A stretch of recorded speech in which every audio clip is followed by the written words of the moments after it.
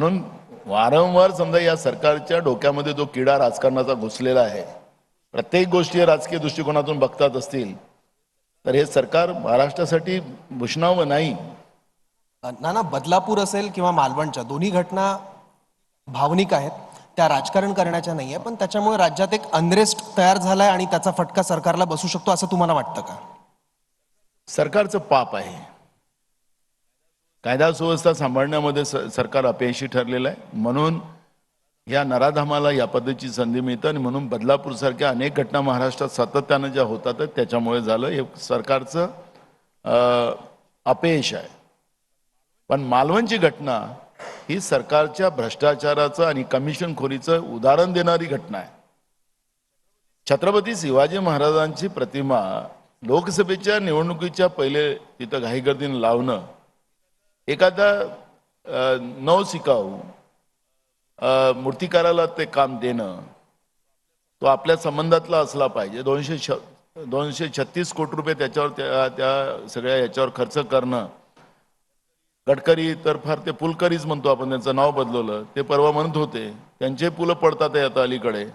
आता ते मोदींचे हात लावल्यानं पडतात की कशाने पडतात ते मला कळत नाही.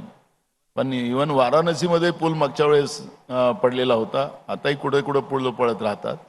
ते परवा म्हणत होतं की ते स्टीलचा झाला असता तर पडला नसता. तर त्या इस्टिमेटमध्ये स्टीलच होतं, याने लोखंड वापरलं.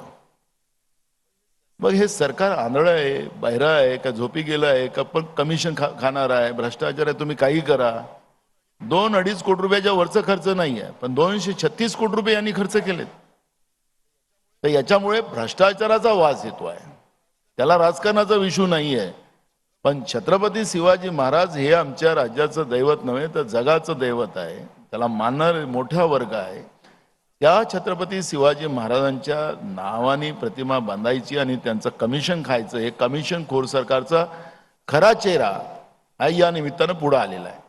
त्यामुळे आम्हाला याच्यात राजकारण करायचं नव्हतं, पण आमच्या दैवताचा अपमान झाला. त्याच्यामुळे स्वाभाविक आहे, आम्ही जेव्हा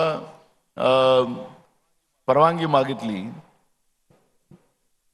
पोलिसांनी ऐन वेळेवर परवानगी नाकारली आणि आम्ही काही तिथं मोर्चा करायला नव्हतो गेलो. आम्ही तिथून गेटवे ऑफ इंडियाच्या छत्रपती शिवाजी महाराजांच्या स्मारकाला नतमस्तक व्हायला गेलो आणि ह्या सरकारला सद्बुद्धी द्या आणि महाराज, हा महाराष्ट्र तुमचा महाराष्ट्र आहे आणि अशा कमिशनखोरांना जागा दाखवा, एवढंच म्हणायला आम्ही गेलो.